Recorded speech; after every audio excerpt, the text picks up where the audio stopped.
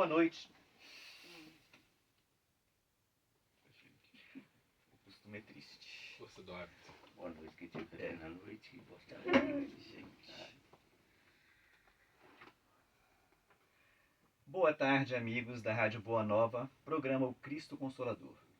Peço que nos ajudem na divulgação da doutrina espírita, colaborando com o Clube Amigos da Boa Nova pelo telefone 0800 12 018 38. Aproveitar aqui e mandar um grande abraço aos nossos amigos da Rádio Boa Nova e à Fundação André Luiz. Hoje nós estamos recebendo aqui a Ana Ricardina, Afrânio, Rafael e Israel. O Afrânio vai trazer para a gente um tema hoje: não nos deixeis cair em tentação. Um tema muito interessante, né? Nós, a todo momento, caímos numa tentação. Então vamos entender melhor o que a gente pode fazer, a dinâmica, para a gente não cair nessa tentação. Boa noite, Ana. Boa tarde, Jorge. É costume, Jorge, porque antes era 11 horas, agora nós passamos para 17, a gente ainda está acostumando, assim, né? Boa tarde, Afrânio. Boa tarde, Rafael. Boa tarde, Israel. Boa tarde. Boa tarde. Então vamos lá, gente. Vamos começar. Afrânio. Boa tarde a todos, para quem está à tarde. Boa noite para quem está à noite. Bom dia para quem está nos vendo ou ouvindo antes do meio-dia, né? É um grande prazer mais uma vez estar aqui na Seara Bendita do Mestre. Vamos falar desse assunto extremamente importante. E no final, né, de um período de transição em que nós estamos vivendo, é extremamente importante que a gente traga esse tema para o nosso dia a dia. Conforme o Jorge colocou muito bem, nós somos tentados 24 horas por dia, mesmo que a gente não perceba. Mas as mínimas coisas que acontecem conosco durante o dia são tentações, né? Em N situações: dinheiro, poder, sexo, tudo, né? Convivência no dia a dia. E eu gostaria de colocar aqui uma situação bastante interessante quando a gente fala de tentação. Não somente a tentação que está lá no Aurélio, né? Mas a tentação que realmente nós espíritas tiramos esse espírito da letra, né? Dessa palavra do Cristo que está lá no Pai Nosso. O que é a tentação? Seria basicamente uma gratificação instantânea. Gratificação instantânea, o que vem a ser isso? Eu quero agora. Eu quero agora. Isso nós levamos para diversos momentos de nossa vida. Vivemos num mundo, né, quase que basicamente capitalista, extremamente consumista, né? Ainda somos muito influenciados pela matéria, e o ter, né, o ter ainda é muito importante nas nossas vidas. Nós ainda achamos que quem se apresenta com uma vestimenta bacana, com um carro bacana, com uma casa bacana, nós costumamos ligar isso à felicidade, né? O nosso culto ainda às coisas materiais. Então, quando nós falamos em gratificação instantânea, nós lembramos desde os nossos queridos ouvintes, né? E telespectadores agora também, né? Que tem filhos em casa ou que teve filho recém-nascido, sabe como é que é isso? Quando a criança chora. E se não for lá imediatamente dar uma mamadeira, alguma coisa, ele vai chorar até ele ficar roxo, né? Quando um filho pede para o pai um iPhone, última geração, como nós sabemos pelas últimas pesquisas que a maioria de nós somos pobres, né? E com uma pseudo classe média, e que esse iPhone, o último tipo, ainda pesa no bolso da maioria de nós brasileiros. E nós sabemos de muitos pais que fazem das tripas do coração para que adquira esse iPhone. Eu falei iPhone, mas pode ser qualquer outro bem, né? Mas para quê? Para que aquele filho não fique traumatizado, né? Para que aquele filho possa ter uma situação melhor para se entrosar com o grupo que ele vive. Isso é uma tentação. E se não der, quantos de nós já vimos crianças fazendo pirraça em supermercados, em lojas? Esse exemplo é uma tentação das duas partes. Tanto do pai que quer ter essa gratificação, quanto da pessoa, né? E é interessante isso que você fala, porque realmente, né? Nós ainda não entendemos, né? Nós não viemos aqui para ter, nós viemos aqui para ser. Né? E nós valorizamos tanto ter, por quê? Porque a sociedade já impôs na gente, né? Que você, para estar bem aqui, o que você precisa? Status. Então você faz tudo por esse status. Né? E é muito perigoso isso, bem lembrado, Afrânio, porque eu tenho um caso da minha família. Meu tio, quando ele era vivo, tudo que ele pôde dar, ele deu pro meu primo. Meu primo tinha tudo que você imaginar, bastava ele querer que o meu tio dava. O dia que meu tio desencarnou, que a minha tia não tinha condição de dar para ele o que o pai dava, o que ele foi fazer? Ele foi puxar carro, ele foi para droga. Por quê? Ele não admitia não ter as coisas. Então isso que você fala é muito perigoso, porque é uma faca de dois gumes. Isso até ele é corroborado pelas últimas pesquisas científicas que falam conosco que é uma necessidade do nosso corpo e da nossa mente esse prazer instantâneo, né? Ou essa gratificação instantânea. Tem N pesquisas que mostram isso pra gente. No final nós vamos comentar de uma pesquisa bastante conhecida. Mas a tentação, conforme a gente falou anteriormente, hoje nós temos N bens duráveis ou não duráveis indo para leilões. O Rafael, que é advogado, sabe melhor do que eu que uma infinidade de bens, porque são pessoas que querem esse ter, né, esse possuir ou essa gratificação instantânea sem ter a condição para aquilo, né? E ele não sabe esperar, né? O feeling dessa fala do Cristo é a espera. É a espera. Se a gente for para o campo material, o que é esperar? Por que você vai comprar um bem que você demora 5, 6 anos para pagar, sendo que você pode juntar esse dinheiro e atenuar em muito as condições de compra, né? E a gente acaba não esperando, não tendo condição para isso, né? Porque nós não temos costume não pensamos no tempo. Porque a gente vê tem muitos influencers, tem um menino que deu um exemplo, tem 14 anos hoje. Ele falou assim, meu pai me ensinou o tempo. Usar o tempo, né? O tempo de Deus, ou o tempo mesmo dele, do dia a dia, sabe? Como tem até um versículo que fala, há tempo de nascer, o pai dele usou até isso, há tempo de nascer, explicou para ele.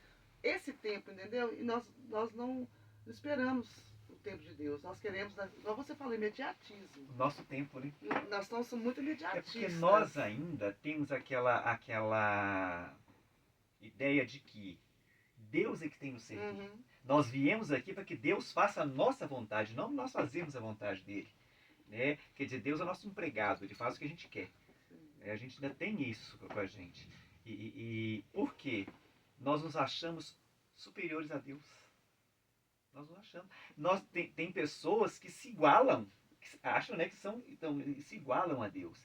Tem essa triste ideia, né? Que é uma triste ideia. Quem somos nós para chegar? Você me fez lembrar de uma pergunta em um livro dos Espíritos, pergunta 784, quando Deus nos fala se Deus é amor. O que é o determinismo? Se tem o determinismo de Deus ser amor, por que existe o mal? E os Espíritos respondem a Kardec, é quando o homem se acha que ele é melhor do que Deus. Então é onde que a gente envereda por caminhos do sofrimento, né? Bem do sofrimento. Quando a gente fala desse tema, não deixeis cair em tentação, a gente vai em Tiago, capítulo 1, versículo 12. Bem-aventurado o homem que suporta a tentação, porque quando for posto à prova, receberá a coroa da vida, a qual o Senhor prometeu aos que o amam. Aos que o amam. É exatamente isso. Esse tempo de espera, né? Nós falamos aqui dos bens materiais e o lado afetivo. Quantos relacionamentos sólidos, duráveis e são destruídos por uma tentação? Por um jovem ou por uma jovem, né? Que cresce o olho para o outro ou para outra e abandona tudo isso. E daí a pouco ele completa essa frase que está no Pai Nosso, que é para evitar o mal.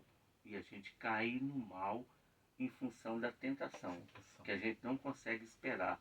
E a Ana colocou muito bem, a gente não pensa.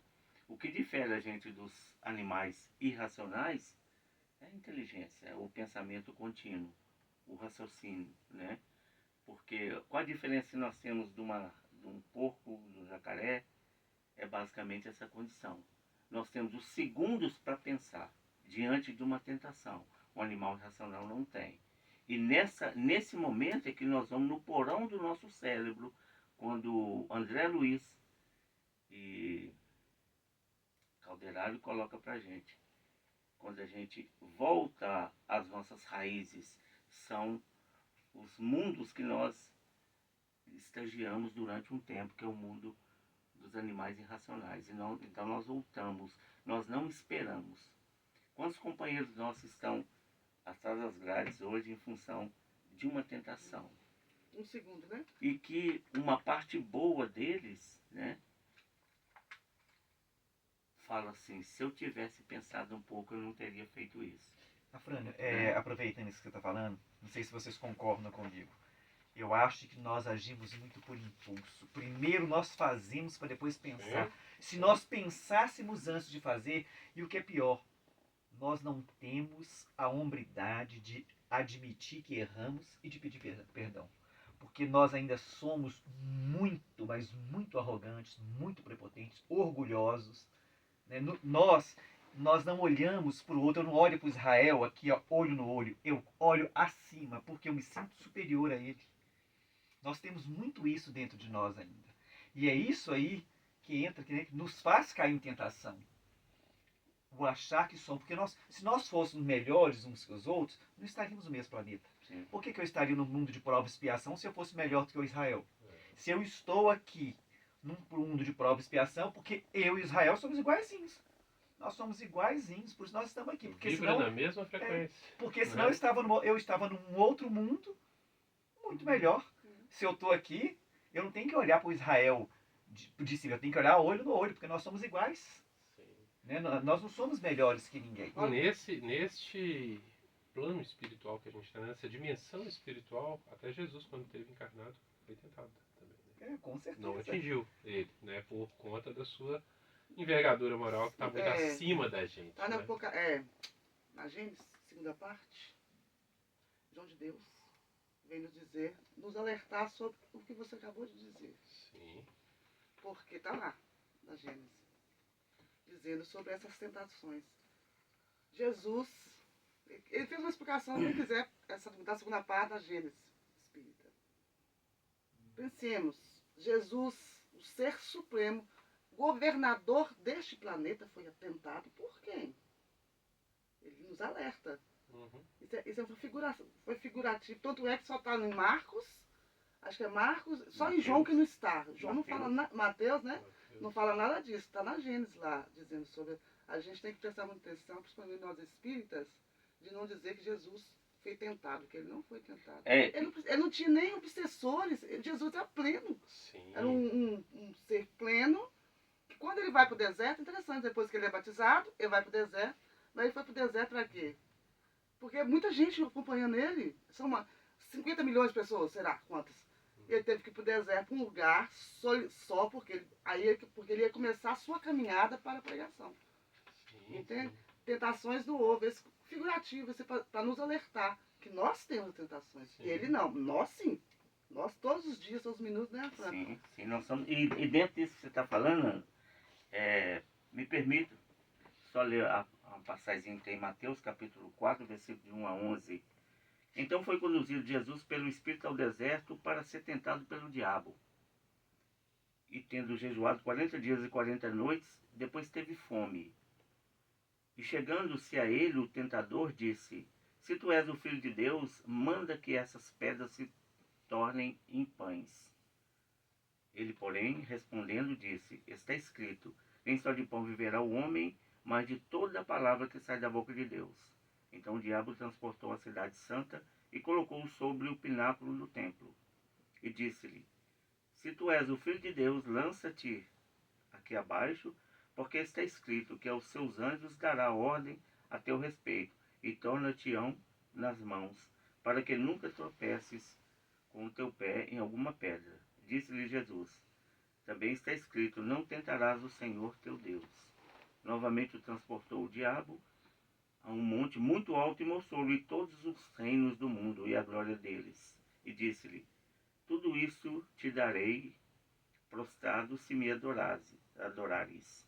Então disse-lhe Jesus, vai-te, Satanás, porque está escrito, ao Senhor teu Deus adorará, e só ele servirá. Então o diabo deixou, e eis que chegaram os anjos e o serviram. Isso está de encontro com com que a Ana nos falou, né, na Gênesis capítulo 15, dentro do item, né, os milagres do Evangelho. No item 52, Jesus transportado pelo diabo ao topo do templo, depois ao cume de uma montanha e tentado por ele, é uma daquelas parábolas que lhe eram familiares e que a crença pública transformou em fatos materiais. É exatamente o que a Ana falou. Aquilo é uma parábola, né? Jesus, um espírito de luz que está lá nos últimos níveis, né, do processo evolutivo, faz parte de uma legião de Cristos, né, que governam planetas e vai subir nessa hierarquia, galáxias e por aí afora. Não teria ninguém em condições de tentar o Cristo Eu nesse acho ponto, também, né? Não tem como. Eu acho também que isso aí também tem muito a ver o seguinte. Ele sempre quis, Jesus nunca se colocou acima de nós, mas sempre ele se igualou a gente.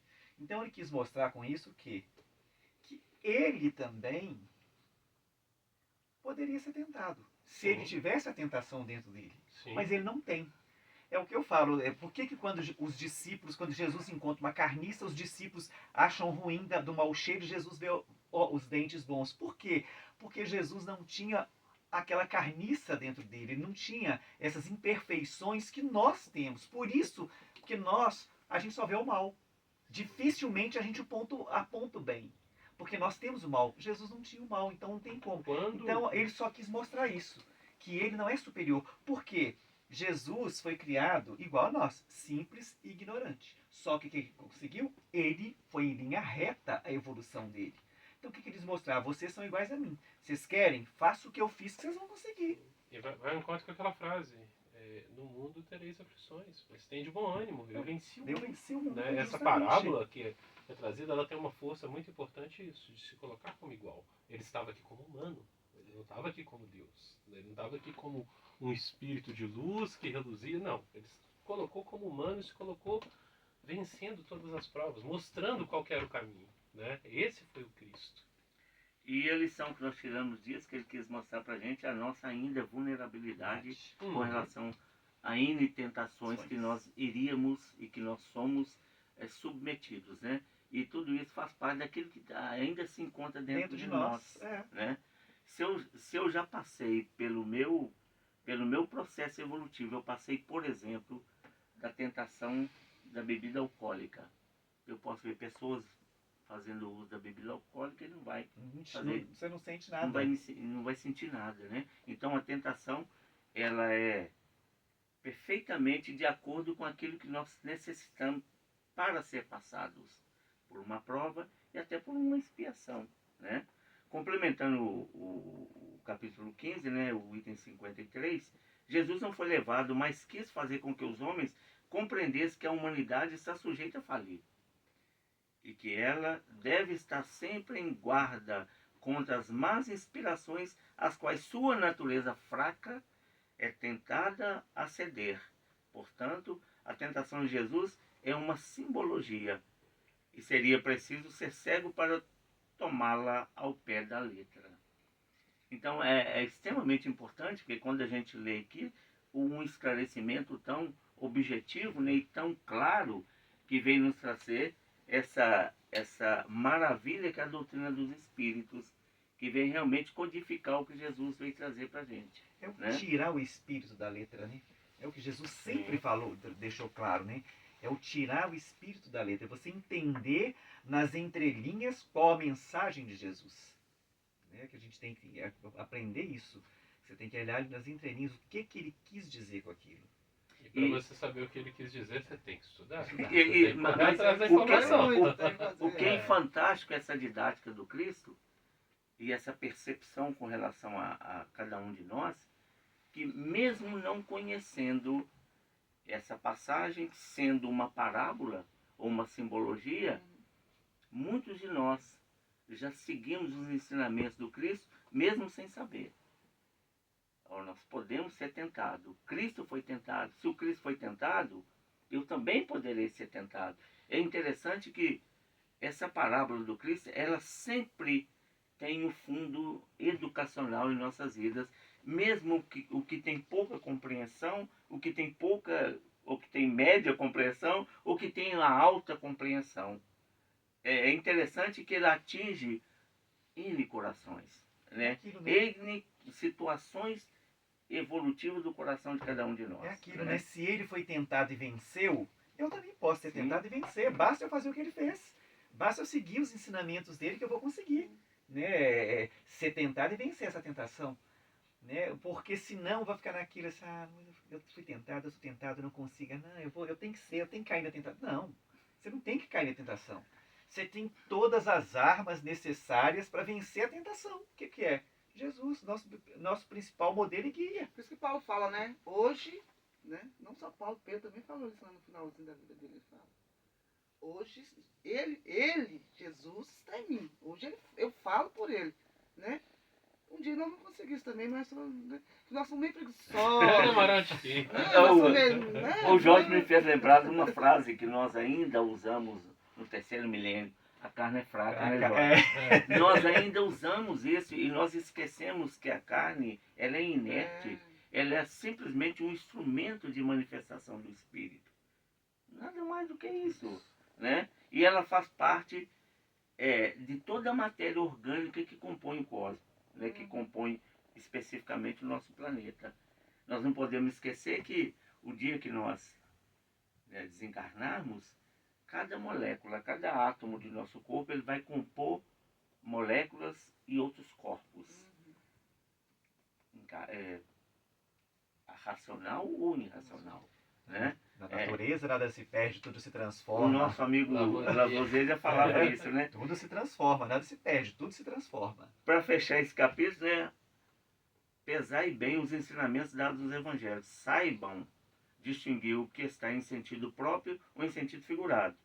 E os erros que eles têm cegado durante séculos se apagarão pouco a pouco para dar lugar à brilhante luz da verdade. Foi em Bordeaux, em 1862, pelo João Evangelista, que está lá na Gênesis, capítulo 15. Nossos amigos telespectadores e ouvintes, se quiserem conferir lá, para a gente quebrar esse paradigma de que Jesus foi tentado, né? Com certeza. E que ele veio trazer mais uma vez uma missão, uma orientação grandiosa para cada um de nós. Eu vi uma passagem também muito interessante no capítulo 5, Lei da Conservação, e que vem de encontro a tudo isso que a gente está falando sobre a tentação, basicamente no campo material. Com que fim pôs Deus atrativo no gozo dos bens materiais? As coisas materiais são gostosas, não são? E como? Não são? E como? Hein? Você vê uma pessoa bonita, né? Você acha bacana, não é? Você vê um carro bacana, você vê uma casa, você vê uma comida. Uma caixa de bombom. Um bolo de chocolate, um churrasco bem suculento, né?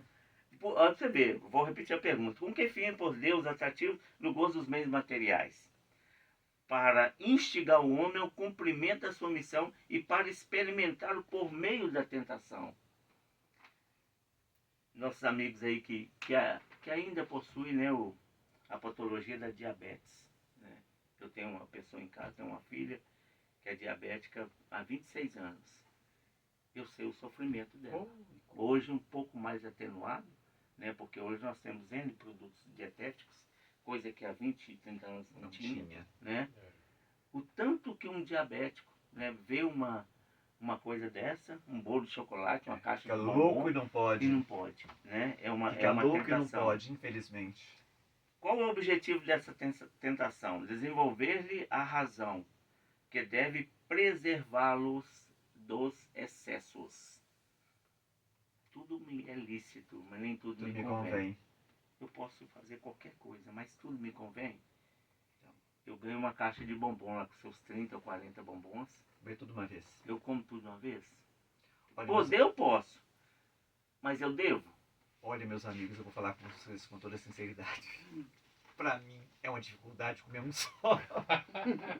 Pra mim é uma dificuldade comer um só, porque não tem jeito, gente. Se deixar eu como a caixa inteira. Eu tenho que assim, me controlar muito pra mim. Uma vez uma amiga minha mandou 100 bombons caseiros que ela fez. Pelo amor de Deus. Falei, não faz isso comigo não, gente. Isso aí é a última tentação de Cristo pra mim. Porque dá vontade de sentar e comer tudo de uma vez. É complicado. E diante da tentação, Israel, quer falar alguma coisa? Tranquilo. Estou aprendendo bastante com Ai, vocês. que bom.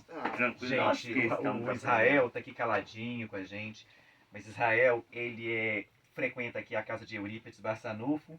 E ele tem um projeto que ele trabalha com jovens, que eu acho muito bacana, que é o Box, né, da Iverapuera. Isso aí. Ele tem esse projeto social com os meninos e futuramente a gente, né, vai trazer o Israel para poder trazer. Nós queremos trazer o jovem para a casa espírita. E eu acho que o esporte é um meio eficaz de trazer esses meninos para a gente. E nada melhor do que um jovem ensinando para os jovens. É o que a gente precisa. O boxe é uma ferramenta muito, muito forte, até mesmo para atingir os jovens, né? Porque a juventude gosta de estar movimentando.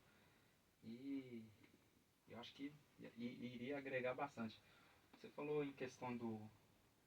Um dos motivos de eu buscar a Casa Espírita, tem um ano que eu tô participando, foi para poder levar algo além do físico, além do ofício ali, né? Levar algo moral para esses exatamente, meninos, né? Levar uma moral para eles. Uma das coisas que me fez buscar estudar a questão, a doutrina, sabe? Deve ser muito bom, muito importante. Essa questão. E é muito interessante você falando do boxe, né, Israel, que o boxe, como as lutas marciais, né, de um modo geral, ela tem uma essência muito bacana, né? Nós humanos que transformamos isso em uma parte violenta, né? Nós vimos hoje estádios lotados para ver um homem massacrando o outro no MMA. Eu não tenho nada contra para quem gosta, né? Na minha casa não entra esse tipo de programa, esse tipo de esporte violento. Porque a essência do boxe e das lutas marciais, você tem a concentração, né? Você tem aquele poder. É tanto que eu já fiz, né? Taekwondo uma época, há muito tempo atrás. A essência daquilo, tanto que o meu professor na época, ele falava conosco, que eu acho que hoje é muito diferente. Se eu ouvir falar que vocês baterem alguém na rua, você está expulso daqui. Porque aquilo realmente é um exercício físico e para melhorar o seu poder de concentração e etc. Respeito, né? Respeitar o próximo. Eu só acho que vai aprender, vai colocar o jovem lá para aprender o boxe, ele vai sair batendo, brigando na rua, muito pelo contrário. Ele vai ter muito mais controle para evitar uma briga. Que eu acho bonito. Ou qualquer outro problema. Ele pega Sim. toda essa questão. É o que eu ia falar aqui agora. O que eu acho interessante, que as pessoas olham só o lado violento, mas não esquecem da disciplina, porque quando é uma instituição séria que está trabalhando com essas pessoas, o principal objetivo deles, disciplina. E uma das essências grandes do esporte, eu joguei basquete por 8 anos, fui profissional em 4 anos, e é também o autoconhecimento. O esporte traz isso para a vida da gente, você se conhecer, você conhecer os seus limites, né? E mais do que bacana você levar isso para você. E por consequência, aluno. E por consequência, essa questão de você olhar para si, vem você começa a querer estudar mais. Além de você passa a querer estudar, por exemplo, a questão de Cristo, né? Como é que eu posso explicar? O corpo da gente é limitado. Chega um momento que tá faltando alguma coisa. Mas conforme a gente, através do esporte, a gente consegue chegar nesse limite que é o corpo da gente, tá faltando alguma coisa. Então, a gente já tem esse autocontrole, onde que a gente pode buscar e onde entraria a questão do estudo espiritual. Sim. Que a gente agrega, onde agregaria, e é uma das questões que eu até comentei no início. E uma coisa que eu acho interessante nisso, né, que a gente falando a respeito do esporte, dessa integração do jovem, que você fez a coisa certa, porque você veio buscar, e essa união do esporte com a doutrina espírita, porque vocês já têm a disciplina, e vai disciplinar também o espírito, trazer os conhecimentos da doutrina, o respeito que a gente tem que ter, a empatia que a gente tem. Isso é muito bom, porque toda a religião, toda a profissão hoje que a pessoa consegue conciliar com a doutrina espírita, a pessoa se torna um melhor profissional. Sim. Elas se tornam, hoje os psicólogos falam isso, os psicoterapeutas, médicos, todos eles falam que quando eles conseguem juntar, né, a profissão com a religião, eles conseguem se tornarem profissionais melhores. Sim. Sem dúvida. E a doutrina do Espírito nos proporciona isso, né, com esse tripé, né? Religião, ciência e filosofia. E eu gostaria de entrar dentro do nosso tema, o teste do marshmallow. Já ouviu falar? Não, nunca ouvi falar não. Eu acredito que a maioria de vocês já viram, né? Talvez não se lembre, mas o teste do marshmallow foi um pesquisador nos Estados Unidos, na década de 1950. Ele decidiu fazer um teste com crianças, né, de 4 a 5 anos, colocou as crianças numa sala e falou com eles. Lá foi o marshmallow, que poderia ser um doce que o menino gosta, brigadeiro, um pirulito, alguma coisa, e falou com os meninos nessa faixa etária. Esse marshmallow aqui é seu, tá? Você pode comer a hora que quiser, todos vocês. Mas eu tenho que sair ali fora e vou resolver um probleminha ali, mas eu volto. Quem não comer esse marshmallow vai ganhar mais um. Dessas crianças que estavam lá, 80% comeram. Os 20% eles filmando a sala, e na sala só tinha essa mesa, não tinha nada mais de atrativo para as crianças. E teve criança lá que começou a mastigar os cachinhos, né? Tá vendo Israel ali, com as francinhas ali, né? Ele fala isso no teste dele. Tem criança que rodou várias vezes a sala para contar as pedras que tinha, as placas, né, de cerâmicas que tinha no rodapé da sala. Tinha criança que cheirava um marshmallow, né? E ele acompanhou essas crianças durante 50 anos. 50 anos. E ele chegou à conclusão de que 32% dessas crianças, elas tinham um desenvolvimento social, a parte cognitiva, né? 32% acima dos outros. São crianças muito melhores profissionais, crianças com relacionamentos mais estáveis, crianças que tinham a evasão no meio deles era praticamente zero, ou seja, ele conseguiu perceber que esses 20% eram pessoas, né, adultos, muito melhores do que os 80% que não conseguiram. Aí ficou essa interrogação, imagina em 1950, né? Ficou essa interrogação. Esses 20% dessas crianças, eles tinham um cérebro diferente? Tinham uma estrutura cerebral diferente? Tinham uma família diferente? Eles conseguiram, nesse momento eles não conseguiram nada, porque a ciência ainda não tinha condição de comprovar. Por quê? Eles só tinham um comportamento delas ao longo da vida, e a referência que tinha era esse teste. Não tinha mais nada. Durante mais 10 anos, eles continuaram investigando essas crianças e conseguiram provar. Porque no campo genético eles não tinham diferença nenhuma. É uma estrutura cerebral iguais, mas a parte estrutural do cérebro era diferente. A ciência prova mais uma vez do que os nossos hábitos, eles reconstroem a nossa parte estrutural, a que a gente estava conversando outro dia. Exatamente. Um psicopata, ele não acorda psicopata, né? Ele é formado ao longo do tempo. Ao longo do tempo.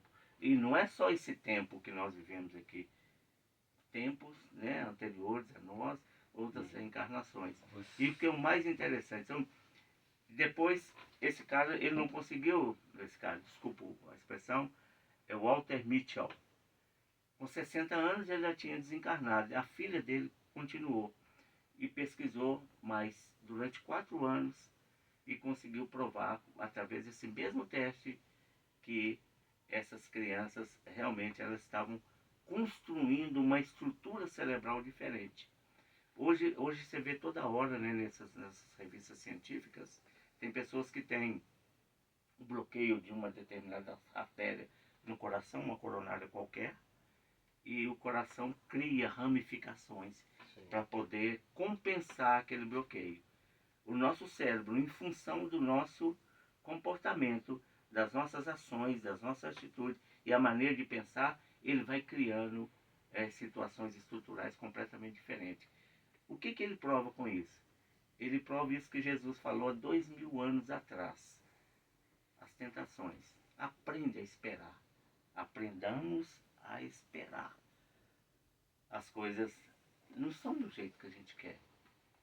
A gente até gostaria. E essa pesquisa, através da professora Anete Guimarães, ela nos fala que, através de pesquisas científicas, são hormônios, são tipos de substâncias que nosso corpo desenvolve para compensar essa substância que vem e que a gente sente dor quando a gente não consegue as coisas de imediato. Por isso que faz parte de um treinamento. É um legado quando nós estagiamos nos reinos dos animais irracionais. E que nós temos que, pouco a pouco, ir quebrando isso. Várias coisas em nós, né? Por exemplo, a agressão. A agressão não é humana. A agressão é do animal irracional. Por que eu agrido o meu companheiro, o meu semelhante? É porque desabrocha em mim esse lado irracional que ainda está aqui. Segundo Casa Mental, capítulo 3 do livro Mundo Maior, em que Kardec e André Luiz colocam para gente. Nós saímos do meio, né, que é o gânglio basal, em vez de a gente subir para ir para o frontal, lobo frontal, a gente volta lá no porão da nossa mente, que esses estágios estão latentes em nós. Então aquilo sobe de uma vez. Quando a gente vê a pergunta 784, quando Kardec nos fala do determinismo, e cria até uma certa dualidade para muitos de nós, o bem e o mal. E não existe essa dualidade. O bem, ele é eterno. O mal, ele é sempre passageiro. É código da penal do futuro, Da né? vida futura. Da vida futura, que está no céu e inferno. É só a gente ler aquilo. Não é uma dualidade, porque o mal, ele é sempre passageiro. Ele é sempre momentâneo. Agora, esse tempo de passagem depende de cada um de nós, né? E a tentação? Saber esperar as coisas. Sucumbir diante das tentações ou dessa gratificação instantânea. Talvez seja, talvez não, é um dos elos importantíssimos para que a gente possa evoluir cada vez mais e o mais rápido possível e fazer com que os nossos tutelados entram nessa vibe, né, de sucumbir às tentações da vida que a vida ainda traz para a gente. É interessante o que você veio falar, que me lembrou de uma experiência que um professor fez, né, que ele enche uma sala, dá um balão para cada um. Pega R$1.000 e fala, olha, quem conseguir ficar com esse balão até o final, ganha R$1.000. Aí começa, um estourando o balão do outro, estourando, tal. No final, só um que ficou. Aí ele foi, pegou os R$1.000 e deu. Aí virou para ele e falou assim, olha, em momento algum, eu tenho mais dinheiro aqui, ó, pegou. Em momento algum, eu falei que eu ia dar R$1.000 só para quem ficasse com o balão. Com uma pessoa que ficasse. Mas para quem ficasse com o balão, vocês se preocuparam em estourar o balão do outro, ao invés de proteger o seu balão. Se vocês tivessem protegido o balão de vocês, eu daria R$1.000 para cada um de vocês aqui.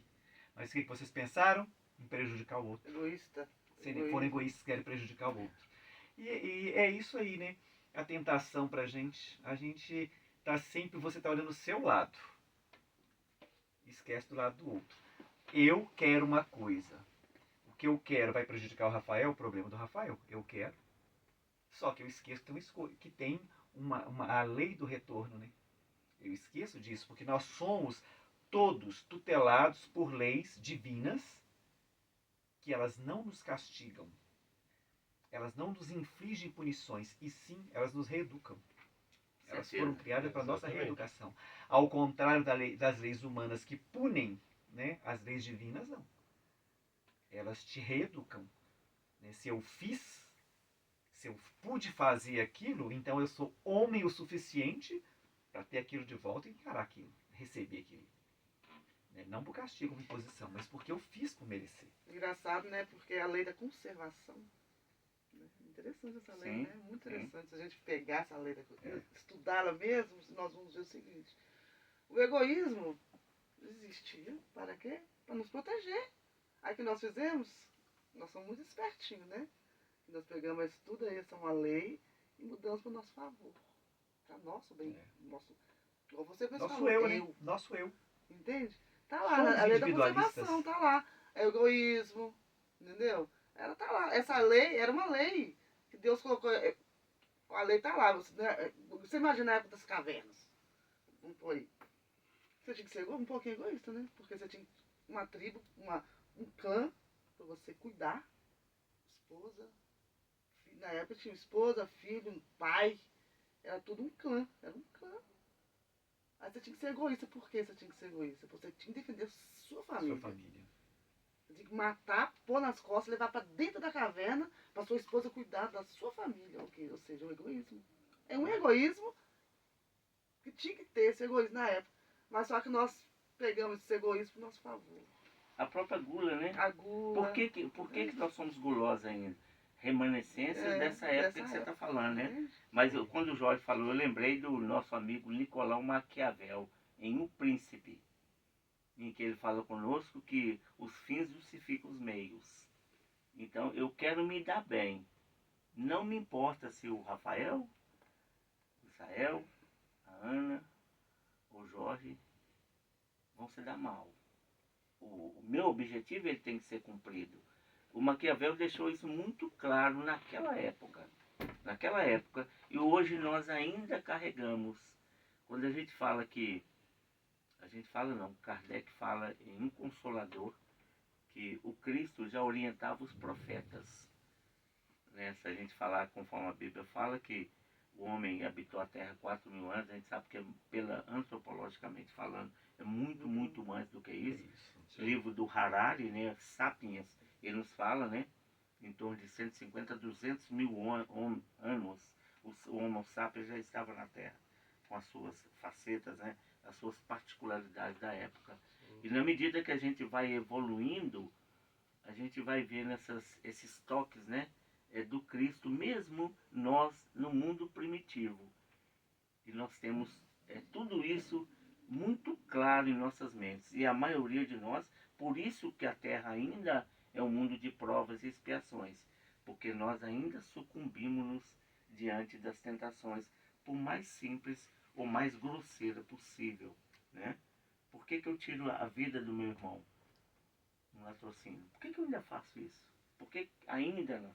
Por que eu mato uma mulher porque ela não quer ficar comigo mais? Esse instinto está lá, né? Latente. Então, porque nós estamos nessa época ainda. Está lá no nosso porãozão lá, e ele que sobressai. A gente deixa ele sobressair. Tá certo? Com certeza. Bom, meus amigos, nós chegamos ao final do nosso programa. Que pena, né, Jorge? Que pena. Bate-papo tão gostoso. Queria agradecer, né, a todos, a participação de todos vocês. Programa Cristo Consolador, todas as sextas-feiras, às 17 horas. Com a sua reprise na terça, às 23 horas. Peço a vocês, nos ajudem na divulgação da doutrina espírita, colaborando com o Clube Amigos da Boa Nova pelo telefone 0800 12 018 38. Muito obrigado a todos pela audiência. Uma boa noite. Uma boa tarde, gente. Me desculpem, porque nós ainda estamos nessa. Uma boa tarde e até o próximo programa. Fiquem com Deus. Bom demais, né? Ok? Vou ter que trocar isso aqui. Você quer piloto melhor que esse?